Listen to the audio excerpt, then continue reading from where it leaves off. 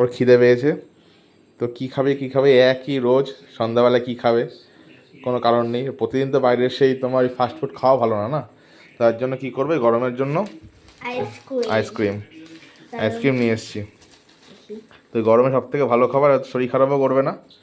আর ওই প্রতিদিন তোমার চিকেন খাওয়া, মাটন খাওয়া, বাইরের ফ্রাইড আইটেমগুলো খাওয়া তো ভালো না, না? রাখ, এনেছি।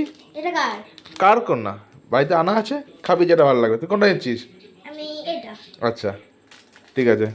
তো এটা কি বলতো? বাটারস্কচ। ভালো খাস তুই? হ্যাঁ, হ্যাপি? এটা খেলে পেট ভরবে? কি কি পুরো খেয়ে নিবি?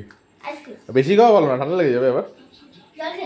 তো যাই হোক, তো ওর আবদারে বললো আইসক্রিম খাবো, তাহলে ভাবি এই গরমের মধ্যে তাহলে আইসক্রিম নিয়ে এসেছি। দাও কী কী এনেছি। এদিকে কোয়ালিটি স্যান্ডউইচ রয়েছে, এদিকে রয়েছে চকলেট রয়েছে, চকলেট কর্নেরও রয়েছে, আর এদিকে তোমার বাটারস্কচও আনা হয়েছে।